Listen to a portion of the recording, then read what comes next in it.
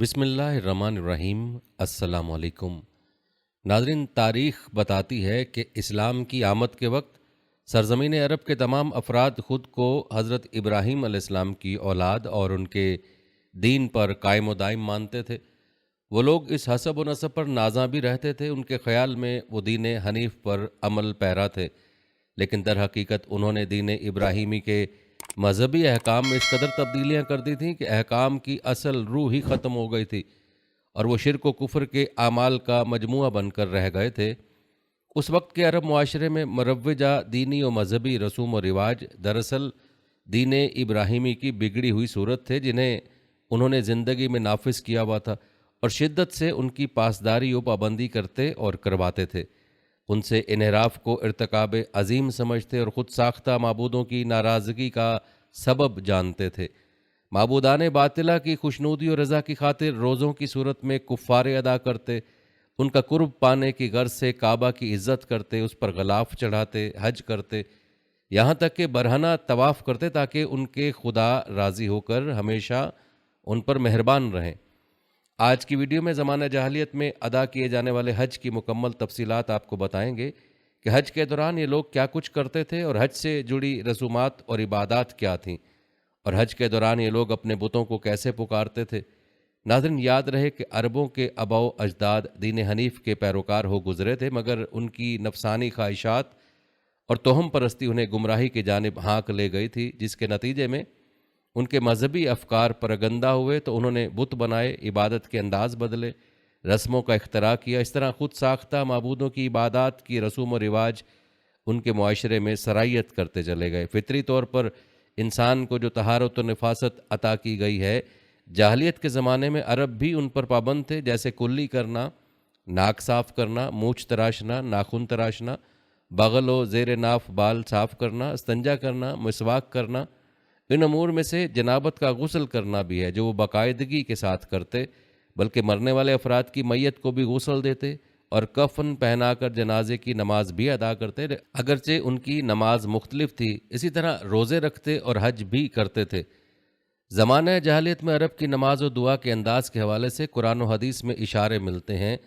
चुनाचे कुरान मजीद में इरशाद हुआ है, और बैतुल्लाह यानी खाना काबा के पास उनके नाम निहाद नमाज सीटियाँ और तालियाँ बजाने के सिवा कुछ भी नहीं है। नाज़रीन, इस आयत की तफसीर में हज़रत इब्ने अब्बास से रिवायत है, कुरैश नंगे बदन बैतुल्लाह शरीफ का तवाफ़ करते थे और इस दौरान वो सीटियाँ और तालियाँ बजाया करते थे। इसी तरह इस रिवायत को इमाम तिबरी ने भी जिक्र किया है। हाफिज़ इब्ने कसीर ने भी तिबरी के हवाले से ऐसा ही बयान किया और हज़रत इब्ने अब्बास की रिवायत नकल की कि आपने फरमाया कि हज़रत अब्दुल्ला बिन उमर के नज़दीक मौका का मतलब है सीटी बजाना और तस्दिया का मतलब है ताली बजाना। आपने सीटी बजाकर अपना रुखसार झुकाकर और दोनों हाथों से ताली बजाकर बताया कि वो कुफ़ार इस तरह किया करते थे, मगर उनमें ऐसे लोग भी थे जो ये तमाम खराफात अंजाम ना देते, बल्कि दीन इब्राहीमी के मुताबिक इबादत करते थे। नाज़रीन, हम ज़माना जहालियत में की जाने वाली बाकी इबादत के बारे में और ज़माना जहालियत की रसूमात के बारे में भी आपको बताएंगे, लेकिन पहले तस्करा करते हैं ज़माना जहालियत के हज की। नाज़रीन, रिवायत बताते हैं कि अरब ज़माना जहालियत में भी हज करते और एहराम बांधते थे। हज की अदायगी के मामले में उनके मुख्तलिफ तबकात थे, जिन्हें मजहबी तबकात या हज के रवायती तबकात कहा जा सकता है। उसकी वजह उनका मरासिम हज की अदायगी में इख्तलाफ है। इस एतबार से कई मौरख़ीन ने उनके दो तबकात बयान की, मगर तहकीक से मालूम हुआ कि उनके तीन गिरोह थे, हमस, हिल्ला और तलस। ज़माना जहालियत के हज को समझने के लिए इन तीन गिरोहों के मरासिम हज का बयान करना ज़रूरी है। आइए आपको उनकी तफसील बताते हैं। सबसे पहले बात करते हैं हमस की। नाज़रीन, रिवायात के मुताबिक ये अरब के चंद कबाइल थे जो इबादत में मखसूस हैसियत और रसूम के हामिल थे। उनके अलावा किसी को उन जैसी हैसियत हासिल न थी और ना ही कोई उनकी बराबरी कर सकता था।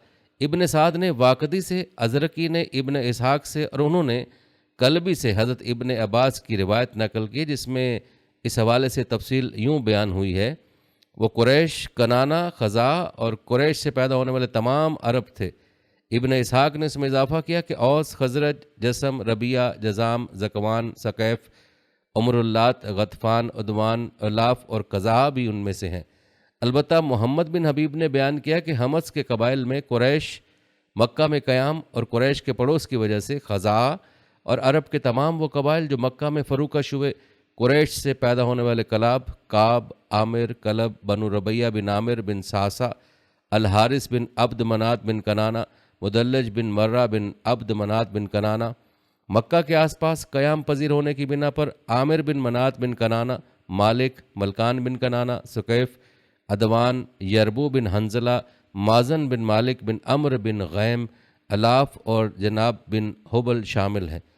ناظرین، روایت کے مطابق بیان کیے گئے تمام قبائل بما اپنے افراد کے ہمس میں شمار ہوتے تھے، اور ان ہمسیوں کے حج کے دوران کچھ خاص رسمیں ہوا کرتی تھیں۔ چنانچہ حج کے موسم میں ہمسیوں کے اعمال کے ضمن میں امام ازرقی تحریر فرماتے ہیں، ہمسی احرام باندھنے کے بعد پنیر نہیں بناتے تھے، گھی نہ کھاتے، نہ گرم کرتے تھے، دودھ نہ بلوتے، مکھن نہ کھاتے، اون اور بالوں کا لباس نہ پہنتے، اور جب تک حرم میں ہوتے ان کی چھاؤں حاصل نہ کرتے، اون نہ کاٹتے، نہ بالوں کے سائبان یعنی چھتریاں بنتے، بلکہ کھالوں کے سائے میں رہتے، حرم میں اگنے والی اشیاء سے کچھ نہ کھاتے، حرمت والے مہینوں کی عزت کرتے، ان میں عہد شکنی نہ کرتے اور نہ ہی ظلم کرتے، طواف کرتے تو لباس پہن کر کرتے۔ زمانہ جاہلیت اور شروع اسلام میں بھی ان میں سے کوئی احرام باندھ لیتا تو اہل مدر یعنی شہر والا ہوتا، گھر کے پیچھے کی جانب نقب لگا دیتا، اسی میں سے گھر میں داخل ہوتا اور اسی سے نکلتا، اور دروازے سے داخل نہ ہوتا۔ ہمس کہتے تھے حلال مہینوں کا احترام مت کرو اور حج میں حرم سے تجاوز نہ کرو، تاکہ لوگ تمہارے حرم کو چھوڑ کر نہ چلے جائیں، وہ دیکھیں کہ تم حرمت والے مہینوں کی طرح حلال کی بھی تعظیم کرتے ہو تو وہ بھی مناسک حج اور عرفہ کے قیام میں کمی کریں گے، جبکہ وہ حل میں سے ہیں۔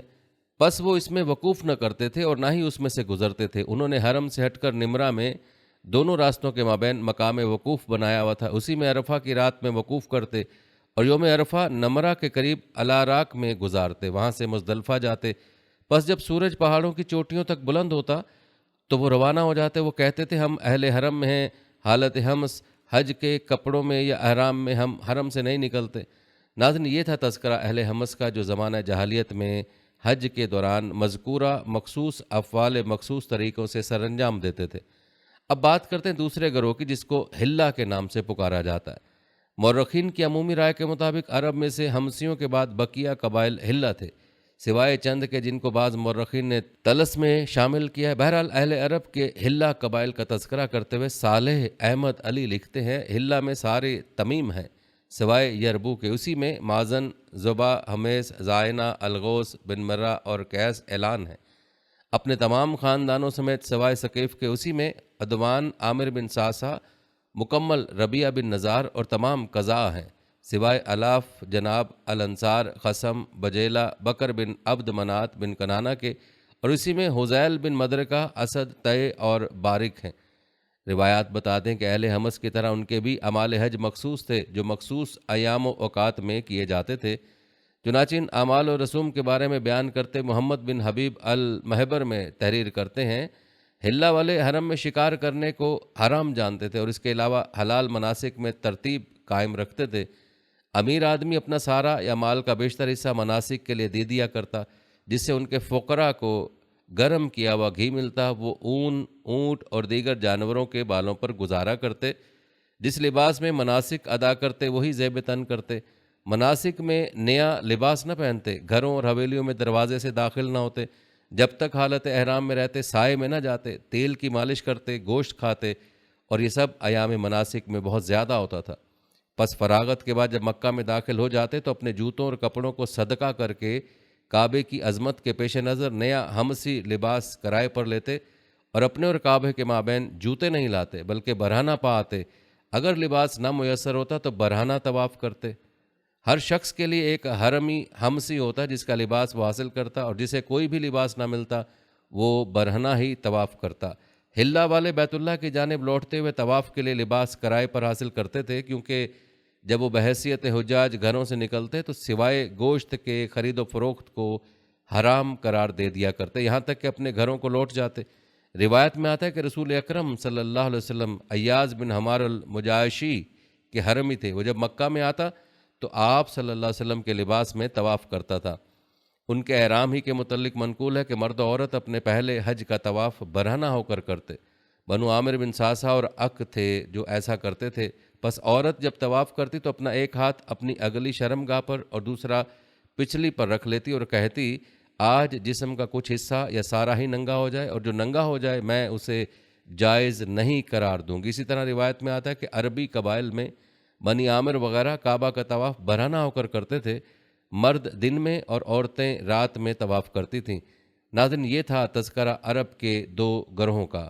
ناظرین، عرب میں سے ہمسیوں کو علیحدہ کرنے کے بعد مورخین کی عمومی رائے کے مطابق ہونا یہ چاہیے کہ بقیہ تمام قبائل حلہ میں شمار ہوں، مگر محمد بن حبیب نے اس قسم میں ایک تیسری قسم طلس کا اضافہ کیا۔ چنانچہ وہ لکھتے ہیں اور وہ تمام اہل یمن، اہل حضرموت، اک، عجیب اور ایاد بن نزار ہیں۔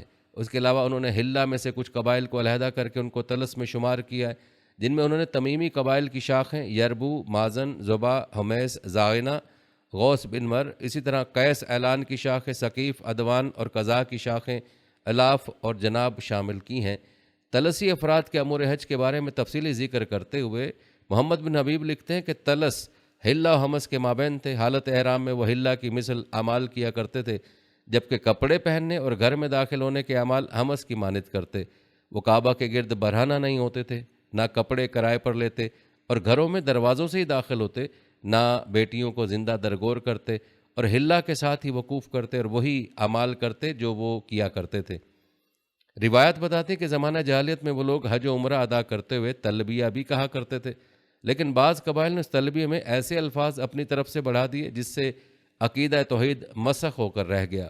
روایت بتاتے ہیں کہ عرب جب بیت اللہ کے حج کا ارادہ کرتے تو ہر قبیلہ اپنے اپنے صنم یعنی بت کے پاس کھڑا ہوتا اور اس کے پاس نماز پڑھتا، پھر تلبیہ پڑھتے پڑھتے مکہ آ جاتا۔ دیگر باہمی مختلف رسومات کی طرح ان کے تلبیات بھی مختلف تھے، چنانچہ ابن واضح یعقوبی ان تمام کے تلبیات کو نقل کرتے ہوئے تحریر کرتے ہیں کہ قریش کا تلبیہ یہ تھا: میں حاضر ہوں اے اللہ، میں حاضر ہوں، میں حاضر ہوں، تیرا کوئی شریک نہیں، بالفرض کوئی بنائے بھی تو اس کا اور اس کے تمام ملکیت کا مالک ہے۔ کنانہ کا تلبیہ تھا: اے اللہ میں حاضر ہوں، میں حاضر ہوں، آج تعریف، دعا اور کھڑے ہونے کا دن ہے۔ بنی اسد کا تلبیہ تھا: میں حاضر ہوں اے اللہ، میں حاضر ہوں اے رب، بنو اسد تقصیر کرنے والے، اہل وفا اور کوشش تیری جانب آئے ہیں۔ اور بنی تمیم کا تلبیہ تھا: میں حاضر ہوں اے اللہ، میں حاضر ہوں، میں حاضر ہوں، میں حاضر ہوں، تمیم کی طرف سے تو دیکھتا ہے کہ اس نے اپنا اور اپنے پیچھے والوں کا لباس میلا کر دیا اور اپنے رب سے خلوص کے ساتھ دعا گو ہے۔ قیس اعلان کا تلبیہ تھا: میں حاضر ہوں اے اللہ، میں حاضر ہوں، میں حاضر ہوں، تو رحمان ہے، تیری بارگاہ میں قیس اعلان پیدل و سوار آئے۔ ثقیف کا تلبیہ تھا: میں حاضر ہوں اے اللہ، بے شک اہل ثقیف اپنا مال و متاع چھوڑ کر تیرے پاس آئے اور تجھ سے فریاد رس ہوئے۔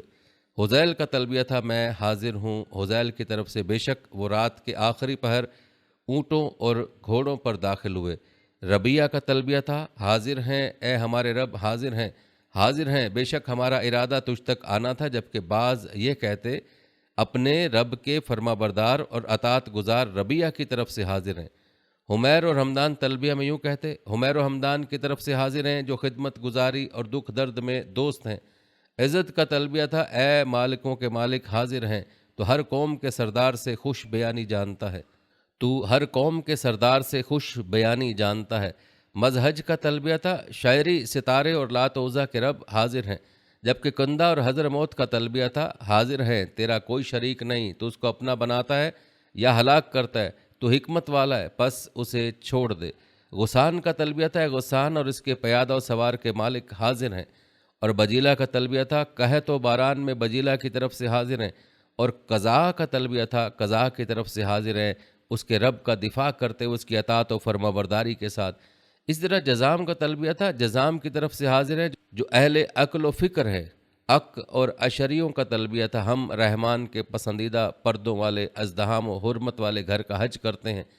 ناظرین، یہ تھے وہ تلبیہ جو عربی قبائل حج کے دوران پڑھا کرتے تھے، جن سے ایک طرف ان کے مذہبی خیالات واضح ہوتے ہیں تو دوسری طرف ان سے یہ بھی اندازہ کیا جا سکتا ہے کہ مذکورہ بالا تمام قبائل حج کے دوران مخصوص طور پر متعین شدہ الفاظ کے ذریعے اپنے اپنے مذہبی رسوم و رواج کے تحت دعائیں اور دیگر رسوم بھی سر انجام دیتے تھے۔ ناظرین، روایت یہ بھی بتاتے ہیں کہ جس طرح ہر قبیلے کا مخصوص تلبیہ تھا، اسی طرح جاہلیت میں عرب نے تمام بتوں کے لیے بھی علیحدہ تلبیہ مختص کیے ہوئے تھے۔ یہ تلبیہ کیا تھے؟ آئیے اس بارے میں بھی آپ کو بتاتے ہیں۔ روایت کے مطابق اہل عرب کا اصاف بت کے لیے تلبیہ یہ تھا: حاضر ہیں اے اللہ، حاضر ہیں، حاضر ہیں، تیرا کوئی شریک نہیں مگر جو تیرا شریک ہے، اور جو کچھ اس کا ہے وہ سب تیری ملکیت ہے۔ ان کا عزا بت کے لیے تلبیہ یوں تھا: حاضر ہیں اے اللہ، حاضر ہیں، تیری اطاعت کے لیے ہمیں تو کتنا عزیز رکھتا ہے۔ ان کا لات بت کے لیے تلبیہ یوں تھا: حاضر ہیں اے اللہ، حاضر ہیں، حاضر ہیں، ہمیں ہمارے گھر کی عمارت کافی ہے، جو نہ تو چھوڑا ہوا ہے نہ اسیب زدہ ہے، مگر وہ پاک مٹی سے بنا ہے اور اس کے خدمت گزار نیک لوگوں میں سے ہیں۔ اسی طرح جہار بت کے لیے ان کا تلبیہ یوں تھا: حاضر ہیں اے اللہ، حاضر ہیں، حاضر ہیں، ہمارے گناہوں کو معاف کر دے، ہمیں صاف نور کی طرف ہدایت دے، اور ہمیں اور ہماری قوم کو جہار سے بہر مند کر۔ ان کا سوا کے لیے تلبیہ یوں تھا: حاضر ہیں اے اللہ، حاضر ہیں، حاضر ہیں، ہم تیری طرف لوٹ آئے، بے شک ہم سوا کی جانب طلب کیے گئے۔ ان کا ارکان حج میں شمس کا تلبیہ یوں تھا: حاضر ہیں اے اللہ، حاضر ہے، تیری اطاعت کے لیے حاضر ہیں، ہم اپنی صبح سے متمتع ہوتے ہیں، دن میں سفر کرتے ہیں، اس کی گرمی سے نفع پاتے اور ثبات حاصل کرتے ہیں۔ اے رب، تیری حمایت کی وجہ سے ہم کسی شے سے نہیں ڈرتے اور نہ نقصان زدہ ہوتے ہیں۔ ان عطیات اور نعمتوں کے باعث ہم رب کا حج کرتے ہیں۔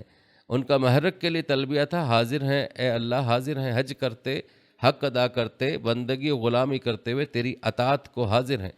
اسی طرح ان کا ود کے لیے تلبیہ یوں تھا: حاضر ہیں اے اللہ، حاضر ہیں، عذر پیش کرتے ہوئے تیری اطاعت کو حاضر ہیں۔ اسی طرح عربوں کا ذوالخلصہ کے لیے تلبیہ یوں تھا: حاضر ہیں اے اللہ، حاضر ہیں، تیری اطاعت کے لیے حاضر ہیں، جو تجھ کو محبوب ہے۔ عربوں کا منطبق کے لیے تلبیہ یوں تھا: حاضر ہیں اے اللہ، تیری اطاعت کے لیے حاضر ہیں۔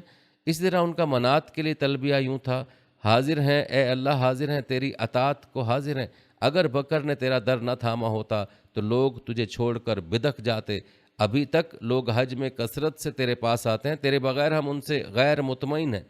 اسی طرح عربوں کا سعیدہ کے لیے تلبیہ یوں تھا: حاضر ہیں اے اللہ، حاضر ہیں، تیری اطاعت کو حاضر ہیں، ہم تیرے پاس سفارش کے لیے آئے، نہ کسب مال کے لیے، بلکہ ہم صرف خلوص کے ساتھ آئے ہیں۔ اس طرح ان کا یعوق کے لیے تلبیہ یوں تھا: حاضر ہیں اے اللہ، حاضر ہیں، تیری اطاعت کو حاضر ہیں، ہمارے دلوں میں برائی کی نفرت پیدا فرما اور اچھائی کو محبوب بنا، ہمیں گمراہ نہ کر کہ ہم سرکش ہو جائیں، اور ہمیں ہلاکت کے بوجھ تلے مت ڈال۔ اس طرح عربوں کا یغوث کے لیے تلبیہ یوں تھا: حاضر ہیں اے اللہ، حاضر ہے، تیری اطاعت کو حاضر ہیں، ہم سے محبت کر، بس ہم تیرے بندے ہیں، تیری طرف آ گئے ہیں۔ اس کے علاوہ ان کا نصر کے لیے تلبیہ یوں تھا: حاضر ہیں اے اللہ، تیری اطاعت کے لیے حاضر ہیں، ہم سب بندے ہیں، ہم سب ایسے مضبوط فوجی دستہ ہیں کہ تو ہماری تعریف گو ہے، ہمارا ملک اور شکار ہمیں لوٹا دے۔ اس کے علاوہ عربوں کا ذواللبا کے لیے تلبیہ یوں تھا: حاضر ہیں اے اللہ، حاضر ہیں، تیری اطاعت کو حاضر ہیں، اے رب، بس مضر کو ہم سے پھیر دے اور ہمارا یہ سفر پرامن کر دے، بلا شبہ ان میں جو ہے وہ قابل سرزنش ہے، اور اے اللہ، صاحبان اونٹ ہمارے لیے کافی ہوں۔ مرحب کے لیے ان کا تلبیہ یوں تھا: حاضر ہیں اے اللہ، حاضر ہیں، تیری اطاعت کو حاضر ہیں، بے شک ہم تیری بارگاہ میں حاضر ہیں، بس ہمیں عزیز رکھ۔ اسی طرح ذریح کے لیے عربوں کا تلبیہ یوں تھا: حاضر ہیں اے اللہ، حاضر ہیں، تیری اطاعت کو حاضر ہیں۔ اسی طرح ذریح کے لیے عربوں کا تلبیہ یوں تھا: حاضر ہیں اے اللہ، حاضر ہیں، تیری اطاعت کو حاضر ہیں، ہم سب ناشکر ہیں اور سب نعمتوں کا انکار کرنے والے ہیں، پس زندہ کر دینے والے، بارش سے ہماری کفایت کر۔ اسی طرح ذوالکفین کے لیے تلبیہ یوں تھا: حاضر ہیں اے اللہ، حاضر ہیں، تیری اطاعت کو حاضر ہیں، بے شک جرہم والے تیرے بندے ہیں، دوسرے لوگ تو نئے ہیں، البتہ وہ پرانے بندے ہیں، لہٰذا ان کے مقابلے میں ہم تیری دوستی کے زیادہ مستحق ہیں۔ اور حبل کے لیے ان کا تلبیہ یوں تھا: حاضر ہیں اے اللہ، حاضر ہیں، بے شک ہم محفوظ ہیں، تو نے ہمیں نیزوں کی انیوں پر حرام کر دیا، لوگ ہماری کامیابی پر حسد کرتے ہیں۔ ناظرین، آپ نے ملاحظہ کیا کہ اہل عرب کا ہر بت کے لیے علیحدہ تلبیہ بتوں کے بارے میں ان کے خیالات کو ظاہر کرتا ہے، اور ساتھ اس طرف بھی اشارہ کرتا ہے کہ وہ ارکان حج میں ان سے استعانت و نصرت کے بھی خواستگار تھے۔ ناظرین، روایت بتاتے ہیں کہ حج کے ایام میں تمام ارکان حج کی عظمت اہل عرب کے درمیان رائج تھی، جیسا کہ مورخین نے لکھا ہے کہ زمانہ جاہلیت میں لوگ حج بھی کیا کرتے تھے، 7 طواف کے چکر لگاتے، قربانی کرتے، رمی جمار کرتے، پتھروں کو تبرکاً چھوتے اور اشر حرم کا احترام کرتے۔ ان مہینوں میں لڑائی جھگڑا اور قتل و قتال نہ کیا کرتے تھے۔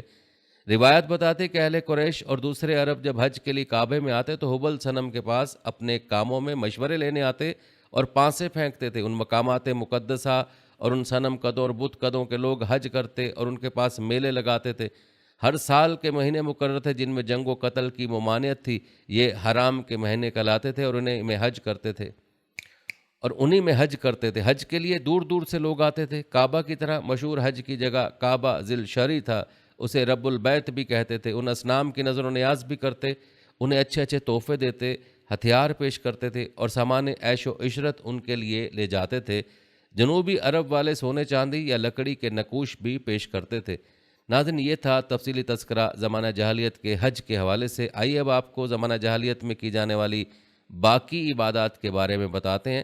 ناظرین، روایت سے معلوم ہوتا ہے کہ زمانہ جاہلیت میں بھی نماز پڑھی جاتی تھی۔ زمانہ جاہلیت میں اپنا حال بتاتے ہوئے حضرت ابو ذر غفاری نے عبادہ بن صامت سے فرمایا، اے میرے بھتیجے، رسول اللہ صلی اللہ علیہ وسلم کے ساتھ ملاقات سے 3 سال پہلے میں نماز پڑھتا تھا۔ میں نے پوچھا کس کے لیے؟ انہوں نے کہا اللہ کے لیے۔ میں نے پوچھا کس طرف منہ کرتے تھے؟ انہوں نے کہا جس طرف بھی اللہ تعالیٰ میرا منہ کر دیتا تھا۔ میں عشاء کی نماز پڑھ لیتا تھا، حتیٰ کہ جب رات کا آخری حصہ ہوتا تو میں اپنے آپ کو چادر کی طرح ڈال دیتا، حتیٰ کہ مجھ پر دھوپ آ جاتی۔ ناظرین، عبادہ بن صامت رضی اللہ تعالیٰ عنہ کے سوال سے معلوم ہوتا ہے کہ اہل عرب عمومی طور پر کسی خاص جانب کو عبادت کی غرض سے متعین کرتے تھے، اور اسی وجہ سے ابو ذر غفاری سے سوال کیا گیا۔ چنانچہ تاریخ ارض القرآن میں اس حوالے سے یوں مذکور ہے، انہوں نے ستاروں کے گھٹنے بڑھنے کے اوقات کو بھی عبادات میں شامل کر دیا تھا، کیونکہ ان کا اعتقاد تھا کہ تمام ستاروں کا مرکز قطب شمالی ہے اور تمام ستارے آغاز عالم سے ہر وقت اپنی جگہ سے ہٹتے اور بڑھتے رہتے ہیں، لیکن قطب کا تارہ ہمیشہ ایک حال پر اپنی جگہ قائم رہتا ہے، اس لیے وہ قبلہ ہے، لہٰذا اس طرف منہ کر کے وہ اپنی دعا اور مناجات پڑھا کرتے تھے۔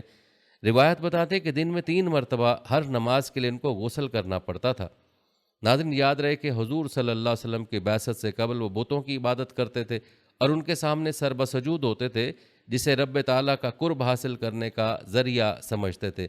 اس غرض سے انہوں نے اپنے من پسند بت بنا رکھے تھے۔ قبیلہ کلب کا بت ود تھا جو دومت الجندل میں تھا، سوا کے بت کا نام حزیل تھا، یمنی قبائل کے بت کا نام یغوث تھا، حمیر میں ذی القلع کا بت نصر تھا، ہمدان کا بت یعوق تھا، طائف میں ثقیف کا بت لات تھا، قریش اور بنی کنانہ کے بت کا نام عزا تھا، اور اوس و خزرج کے بت کا نام منات تھا۔ ان کا سب سے بڑا بت حبل تھا جو کعبہ کی پشت پر تھا، اور 2 بت بنام اصاف اور نائلہ صفا و مروہ پہ تھے۔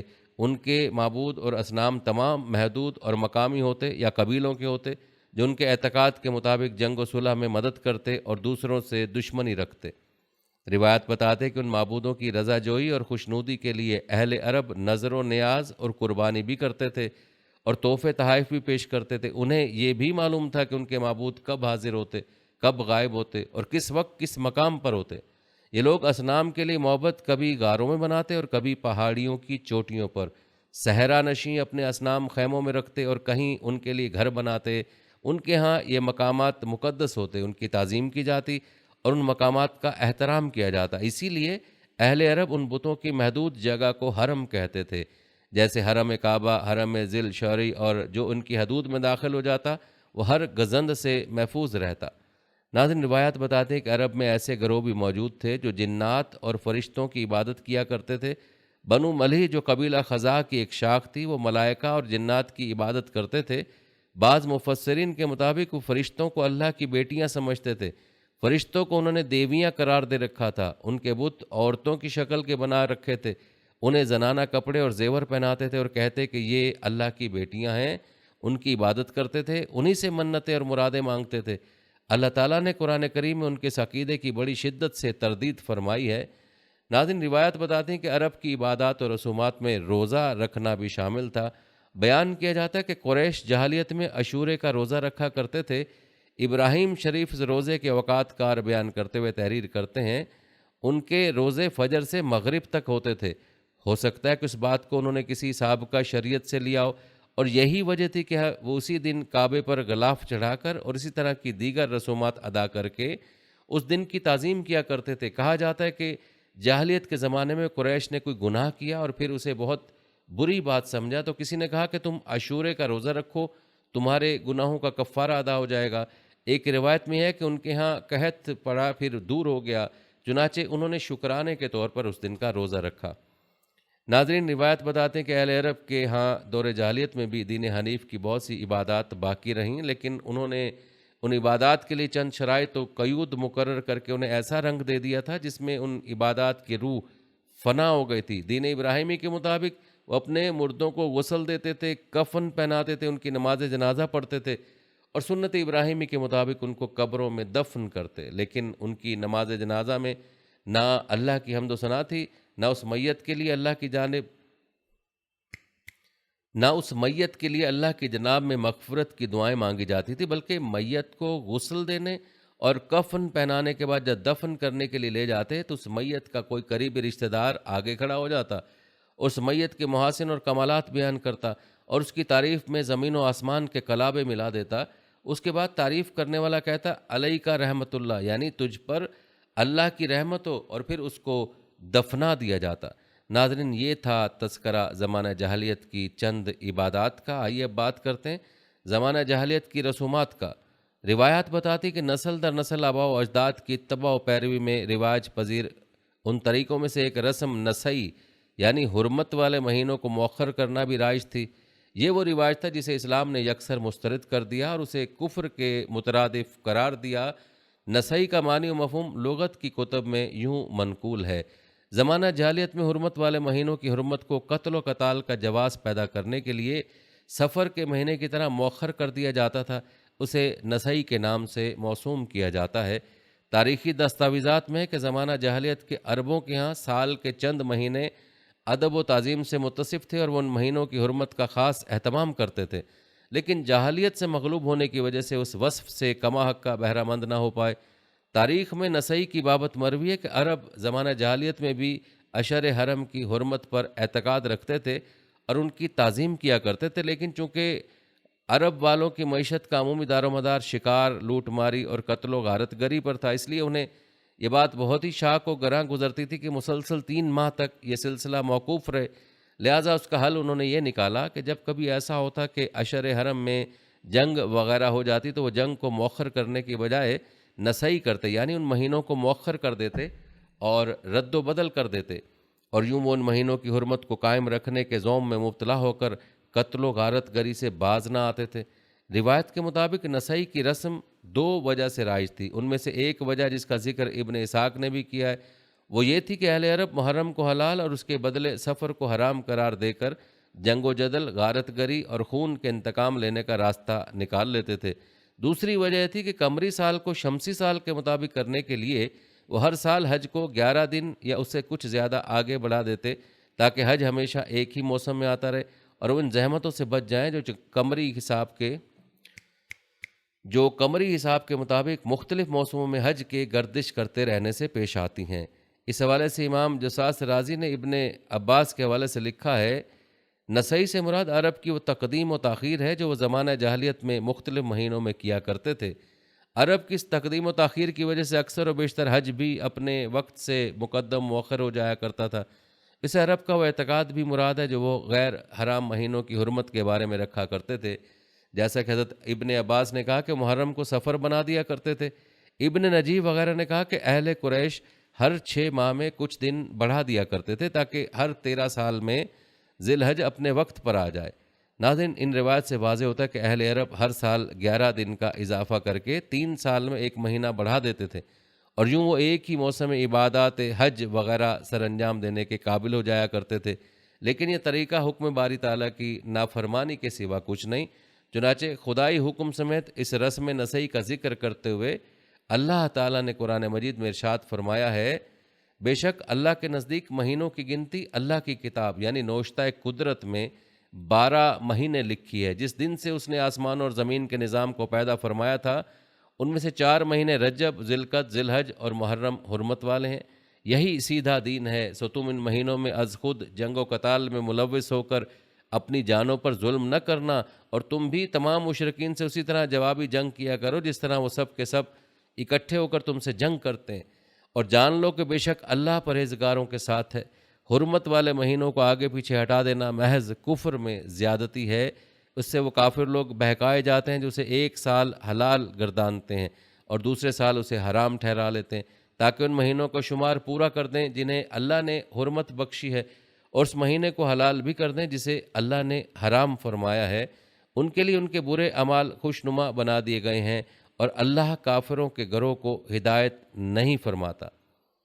روایت بتاتے ہیں کہ ان 4 مہینوں کو حرمت والے مہینے قرار دینے کی حکمت یہ تھی کہ حج اور عمرہ ادا کرنے آنے والوں کے لیے راستوں کو محفوظ و مامون بنایا جائے، راستے پرامن ہو اور مناسک حج و عمرہ کرنے والوں کو کسی قسم کا خوف و خطرہ نہ ہو۔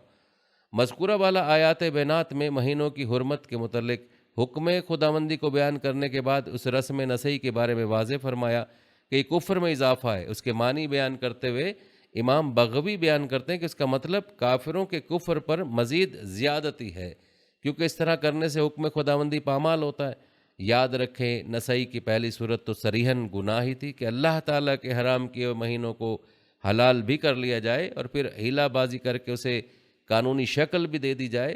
رہی دوسری صورت تو بظاہر تو وہ بے ضرر معلوم ہوتی ہے، لیکن دراصل وہ بھی خدا کے قانون سے بدترین بغاوت تھی۔ تخلیق کائنات کے آغاز سے ہی اللہ تعالیٰ نے احکامات کی ادائیگی کے لیے شمسی حساب کی بجائے قمری حساب کے مقرر کرنے میں یہ مصلحت رکھی کہ اس کے بندے زمانے کی تمام گردشوں میں ہر قسم کے حالات و کیفیات میں اس کے احکام کی اطاعت کے خوگر ہوں، لیکن اس رسم نسئی کی وجہ سے روزہ و حج یا دیگر عبادات میں منمانہ موسم اپنا لیا جاتا تھا، جس کے سبب یہ عمل بدترین بغاوت بن گئی تھی۔ عربوں میں نسئی کے آغاز کے بارے میں الروز الانف میں درج ایک شعر سے اندازہ ہوتا ہے کہ ماد بن عدنان عرب کے جد امجد کے زمانے میں بھی نسئی ہوتی تھی، جبکہ بعض روایت کے مطابق یہ طریقہ بنو کنانہ نے شروع کیا اور اسے اپنے لیے موجب فخر قرار دیا، جس وجہ سے یہ اس کی شروعات کرنے والوں میں شمار ہوئے۔ روایت ہے کہ بلا شبہ نسئی کندہ میں تھی، پھر کنانہ ہی کے مابین بنی مالک میں اور خاص طور پر بنی الکلمس میں ہو گئی، جس پر یہ لوگ قائم رہے یہاں تک کہ اسلام آ گیا۔ ایک روایت یوں منقول ہے کہ سب سے اول نسئی عرب کا بادشاہ کلمس تھا، جس کا نام حذیفہ تھا۔ وہی پہلا شخص تھا جس نے سب سے پہلے نسئی کیا، اور سب سے پہلا جو مہینہ نسئی کیا گیا وہ محرم تھا، جسے 1 سال حلال کیا جاتا اور 1 سال حرام۔ جس سال محرم حرام کیا جاتا تو اس سال تو 3 اشہر حرم حسب ترتیب پے در پے آتے۔ بہرحال ناظرین، یہ نسئی عرب میں رائج تھی اور اس کا مقصد حدود الہیہ کی پاسداری خود ساختہ طریقے سے کرنا تھی، جس بنا پر اللہ تبارک تعالیٰ نے اس رسم کو کفر میں زیادتی سے تعبیر فرمایا اور اسے گمراہی کا سبب قرار دیا۔ علامہ زبیدی نے تاج العروس میں ناسین کو مرحلہ وار بیان کرتے ہوئے تحریر کیا کہ ناسین مختلف لوگ تھے جو یکے بعد دیگرے منتخب ہوتے رہے اور یہ فریضہ خود ساختہ ادا کرتے رہے۔ روایت بتاتی ہیں کہ جب اہل عرب مینا سے جا رہے ہوتے تھے تب ناسی اعلان کرتا تھا، اور وہ بنو کنانہ سے کوئی شخص ہوتا تھا جو یہ اعلان کرتا کہ میں وہ ہوں جس کی بات رد نہیں کی جاتی، تو سب مجمع اس کی طرف متوجہ ہوتا اور درخواست کرتا کہ ہمارے لیے نسئی کا اعلان کرو، یعنی محرم کی حرمت کو سفر کی طرف مؤخر کر دو۔ وہ ان کے لیے محرم کو حلال کر دیتا۔ سب سے پہلے جس نے نسئی کی اس کا نام قلع تھا، اس نے 7 سال نسئی کی، اس کے بعد 11 سال امیہ نے کی۔ ان میں سے ایک کھڑا ہوتا اور کہتا میری طرف نہ کوئی گناہ منسوب کیا جاتا ہے، نہ ہی کوئی عیب لگایا جاتا ہے، اور نہ ہی میری بات رد کی جاتی ہے۔ پھر وہ مہینوں میں نسئی کرتا اور ناسی کا لقب کلمس ہوا کرتا تھا، اور وہ سب سے بڑا سردار مانا جاتا تھا۔ سب سے پہلا کلمس جو بنا اسی کا نام تھا حذیفہ ابن عبد بن فقیم بن عدی بن عامر ابن سالبہ بن الحارث بن مالک بن کنانہ۔ پھر اس کا بیٹا قلع بن حذیفہ کلمس بنا۔ اس کے بعد یکے بعد دیگرے عباد بن قلع، امیہ بن قلع، اوف بن امیہ اور جنادہ بن امیہ بن اوف بن قلع کلمس بنے۔ البتہ اسلام آنے کے بعد اللہ تبارک تعالیٰ نے اس کبھی رسم کا خاتمہ فرما دیا۔ چنانچہ اس حوالے سے امام جساس رازی بیان کرتے ہوئے لکھتے ہیں اللہ تعالیٰ نے اپنے رسول صلی اللہ علیہ وسلم کے حج کے وقت ان ماہ و ایام کی ترتیب کو بے نہیں اسی ترتیب کے موافق کر دیا جو بوقت تخلیق کائنات تھی، اور حج کو بھی اپنے وقت ذی الحج کے موافق کر دیا۔ اسی حوالے سے مروی ایک حدیث مبارکہ میں منقول ہوا ہے کہ نبی کریم صلی اللہ علیہ وسلم نے حجۃ الوداع کے خطبے میں ارشاد فرمایا زمانہ گھوم کر اپنی اصلی حالت پر ویسا ہو گیا جیسا اس دن تھا جب اللہ تعالیٰ نے زمین آسمان بنائے تھے، 1 برس 12 مہینے کا، جس میں 4 مہینے حرام ہیں، یعنی ان میں لڑنا بھیڑنا درست نہیں۔ 3 مہینے تو برابر لگے ہوئے، ذی-القعدہ، ذی الحج، محرم، اور چوتھا رجب مضر کا مہینہ جو جمادی الاخری اور شعبان کے بیچ میں ہے۔ ناظرین، آپ نے ملاحظہ کیا کہ اہل عرب میں زمانہ جاہلیت میں مختلف الانواع جاہلانہ طور طریقے، رسوم و رواج اور عادات و اطوار رائج تھیں جو نسل در نسل آباء و اجداد کی اتباع و پیروی میں رواج پذیر ہوتی جاتی تھیں۔ عرب جاہلیت کے ان طور طریقوں میں سے ایک رسم نسائی بھی رائج تھی، جسے قرآن نے یکسر مسترد کر دیا اور اسے کفر کے مترادف قرار دیا۔ یوں یہ رسم نسائی جس سے پامال ہوتی رہی تھیں اسے یکسر ختم کر دیا گیا اور ابتدائے زمانہ سے چلے آنے والے حرمت کے مہینوں کی اصل کو قائم کر دیا گیا۔ ناظرین، آپ کو مزید بتاتے چلیں کہ اہل عرب میں رائج بعض جاہلانہ رسوم میں سے صلح و عشر بھی رائج تھیں۔ جب بارش برسنا بند ہو جاتی اور قحط سالی کا دورہ ہوتا تو وہ صلح اور عشر، جو دو درختوں کے نام تھے، کی ٹہنیاں کاٹ کر ایک گائے کی دم کے ساتھ باندھ دیتے، پھر ان شاخوں کو آگ لگا دیتے اور اس گائے کو دشوار گزار پہاڑیوں میں بھگا دیتے۔ اس فعل سے یہ خیال کرتے کہ ان کے طریقے سے بادل امٹ کر آئیں گے، بجلی چمکے گی اور موسلا دھار بارش برسے گی۔ ایک عرب شاعر اس بابت اظہار طنز کرتے ہوئے یوں کہتا ہے کہ ہم نے اس گائے سے شفاعت طلب کی جس کی دم سے شاخیں باندھ کر آگ لگا دی گئی تھی تاکہ موسلا دھار بارش برسے، لیکن اس چیز نے ہمیں کوئی نفع نہ پہنچایا بلکہ خشک سالی میں مزید اضافہ ہو گیا۔ ہم اس سے مایوس ہو کر بارش کے رب کی طرف متوجہ ہوئے، اس نے ہمیں پناہ دی اور ہماری بنجر زمینوں کو زرخیز زمینوں میں تبدیل کر دیا۔ ناظرین، اشعار سے واضح ہوا کہ عربوں کے ہاں اس رسم کا رواج تھا۔ اسی طرح ایک جاہلانہ رسم یہ بھی تھی کہ اگر ایک اونٹ کو خارش کی بیماری لاحق ہوتی تو اس کے ساتھ جو صحت مند اونٹ ہوتا اس کو آگ سے داغ لگائے جاتے اور یہ سمجھا جاتا کہ اس طرح خارش زدہ اونٹ صحت یاب ہو جائے گا۔ خارش زدہ اونٹ کو ذی العر کہا جاتا۔ عرب کی اس توہم پرستی کو بھی شعراء نے اپنے اشعار بھی استعارے کے طور پر بیان کیا ہے۔ چنانچہ ایک شاعر کہتا ہے، تو نے مجھ پر ایک گناہ کا الزام لگایا ہے حالانکہ اس کا ارتکاب میرے علاوہ کسی اور نے کیا ہے، مجھ پر رحم کرو اور ایک خارش زدہ اونٹ کے بدلے میں صحت مند اونٹ کو داغ مت لگاؤ۔ ناظرین، روایات بتاتے ہیں کہ عرب کی ان جاہلانہ رسوم میں سے ایک رسم یہ بھی تھی کہ جب کوئی شخص کسی ایسے گاؤں میں داخل ہونے کا ارادہ کرتا جس میں کوئی وبا پھوٹی ہوتی تھی تو اس سے بچنے کے لیے اور جنوں کے شر سے اپنے آپ کو محفوظ رکھنے کے لیے وہ اس گاؤں کے دروازے پر کھڑا ہو جاتا اور اندر قدم رکھنے سے پہلے گدھے کی طرح آواز نکالتا، پھر خرگوش کا ٹخنا اپنے گلے میں باندھ لیتا اور یقین کر لیتا کہ اب نہ وبا مجھے کوئی نقصان پہنچا سکتی ہے اور نہ یہاں کا جن مجھے کوئی اذیت پہنچا سکتا ہے۔ اس کو وہ تعشیر کے لفظ سے تعبیر کرتے تھے، جیسا کہ ایک شاعر کہتا ہے، جب کوئی جنگ بھڑک اٹھتی ہے تو گدھے کی طرح آواز نکالنا کوئی نفع نہیں دیتا، نہ اپنے مقام سے ادھر ادھر ہٹ جانا اور نہ خرگوش کے ٹخنے کو اپنے گلے میں لٹکانا سود مند ثابت ہوتا ہے۔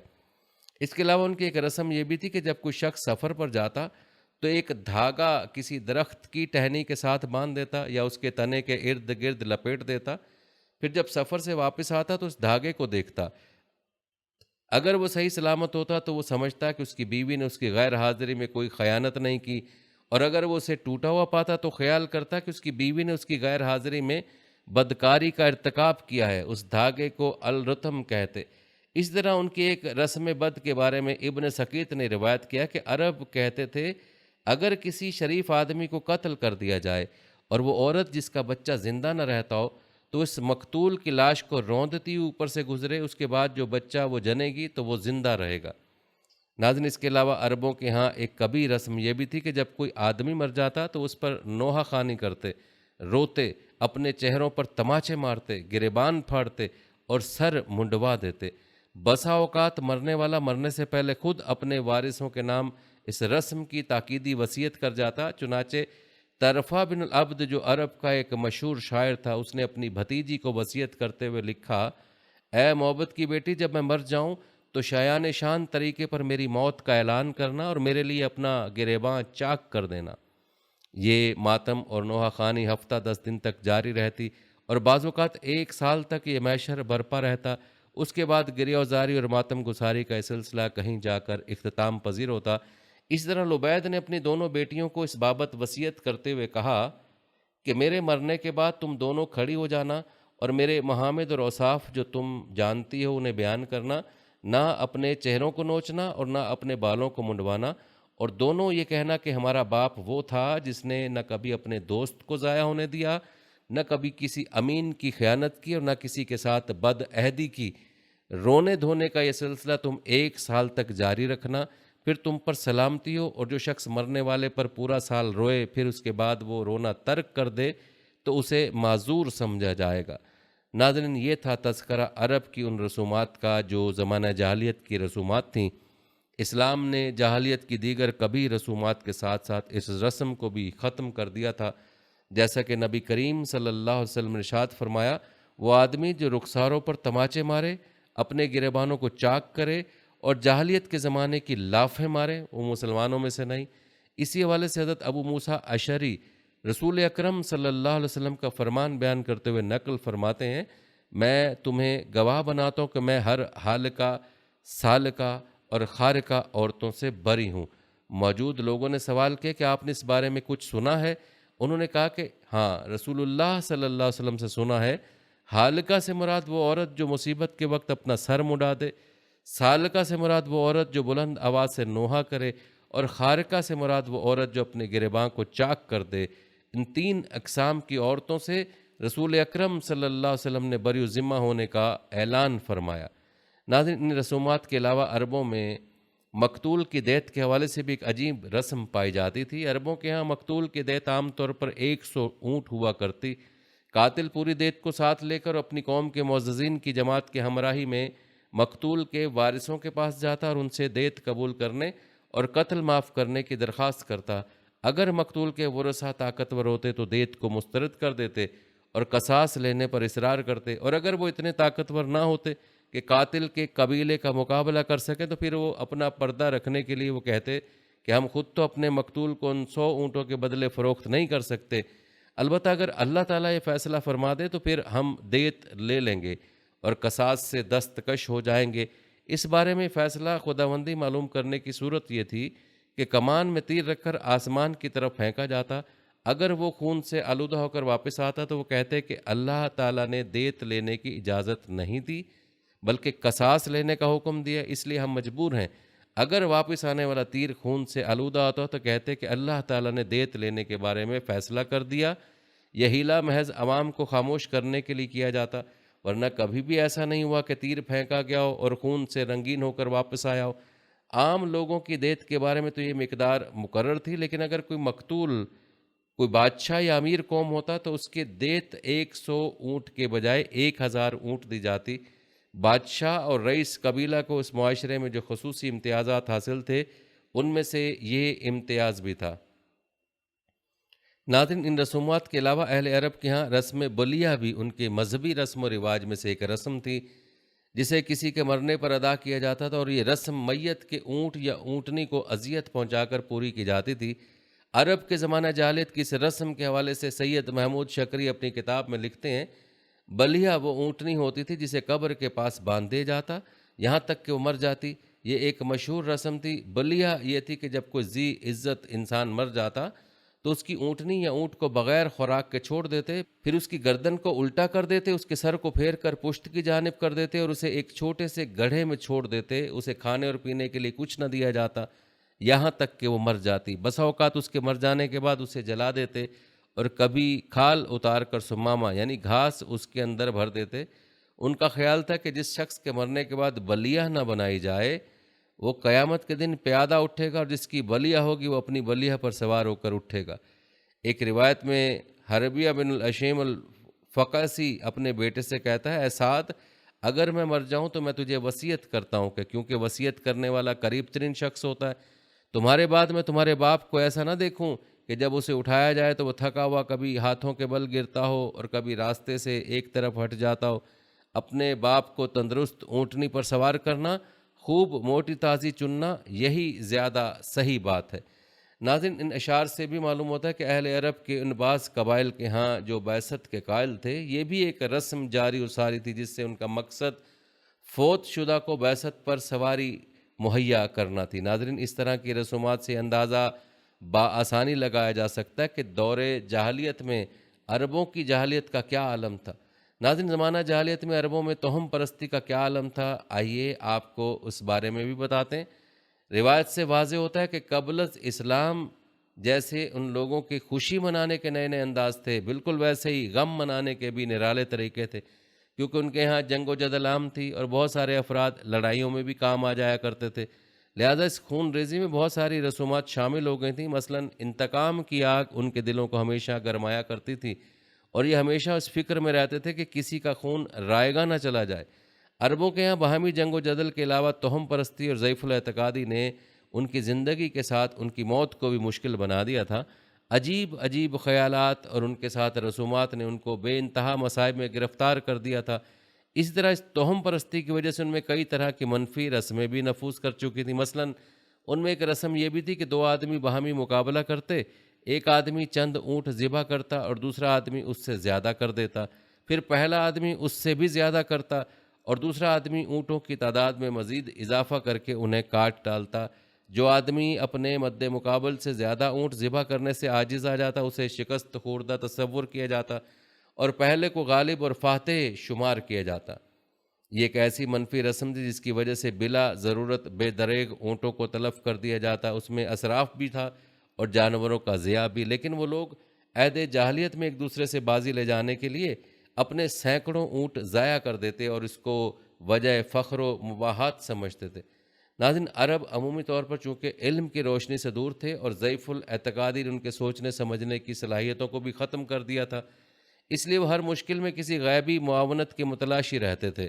یہی وجہ تھی کہ عرب معاشرے میں کچھ ایسے ہوشیار لوگ جو کہ دور رس نگاہ رکھتے تھے اور جن کی چھٹی حس بھی تیز ہوتی تھی، نیز وہ قیافہ شناسی میں بھی مہارت رکھتے تھے، اپنی خداداد صلاحیتوں کو استعمال کرتے ہوئے کاہن بن بیٹھے تھے۔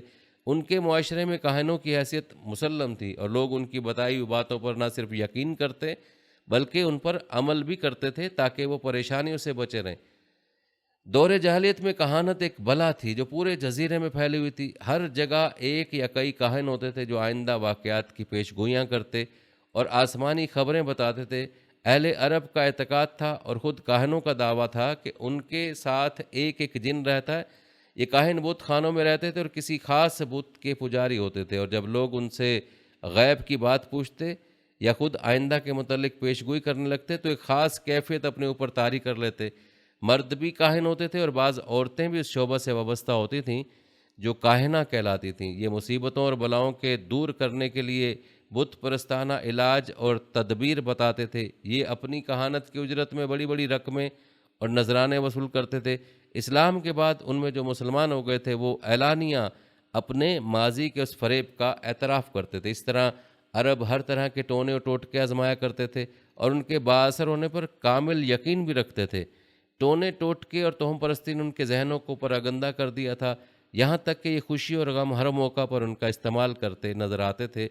شگون لینے میں بھی ان کا نہایت مضبوط اعتقاد تھا کہ جب کوئی مصیبت یا تباہی ان پر نازل ہوتی تھی تو پتھر کی چھوٹی کنکریوں پر کچھ پڑھ کر پھونکتے تھے اور ایسا کرنے سے اس مصیبت کے دور ہونے کی توقع رکھتے تھے۔ جانوروں کے آنے اور بولنے سے بھی نیک اور بد شگون لیا کرتے تھے۔ مثلاً اگر کوئی جانور کسی شخص کے بائیں طرف سے دائیں طرف کا راستہ کاٹ جاتا تو اس کو نیک شگون سمجھتے تھے اور سانحہ کہتے تھے، لیکن اگر دائیں جانب سے بائیں طرف راستہ کاٹ گیا تو اس کو بد شگونی سمجھتے تھے اور جارح کہتے تھے۔ روایت بتاتے ہیں کہ عرب کے تہوار کسی نہ کسی بازار کے نام پر منسوب ہوتے تھے جن کے قائم ہونے کے ایام مخصوص تھے اور اس لیے انہی کے نام پر مشہور ہو گئے۔ یہ تہوار عرب کی تجارت سے جو عرب کے اقتصاد سے جڑی ہوئی تھی اور اس کے بازاروں سے مربوط ہوتے تھے۔ ناظرین، یاد رہے کہ کسی بھی فرد، قوم یا مملکت کی اقتصادی حالت اس کی اجتماعی حالت کی تابع ہوا کرتی ہے۔ منقول تفصیلات کے مطابق ان بازاروں پر عربی رنگ مکمل طور پر چڑھا ہوا تھا اور عرب وہاں خرید و فروخت، لین دین، عقد و معاملات اور حقوق و قضایا بھی نمٹاتے تھے۔ وہاں غیر عربی نظم و نسق کا داخلہ ممکن نہیں تھا۔ مثلاً بازار اوکاز میں ہمیں ایسا ہی ماحول نظر آتا ہے جو گویا جاہلیت کے عرب کا ایک آئینہ نما ہے۔ اس کے ذریعے ہم عرب کے اس وقت کے احوال جان سکتے ہیں کہ اس وقت عرب کے معاملات اور تعلقات کس نہج پر تھے، ان کا ماحول کیسا تھا اور وہ کیسا رہن سہن رکھتے تھے۔ اس طرح مکہ اور اس کے اطراف میں قائم بازار مجنہ اور ذی المجاز میں بھی ہمیں عربی ماحول ہی نظر آتا ہے، اور ہمیں یہ بھی نظر آتا ہے کہ ان بازاروں کا ربط حج بیت اللہ سے بھی بہت گہرا تھا، کیونکہ ان کا مقام اور وقت انعقاد عین وہی تھا جو حج بیت اللہ کا تھا۔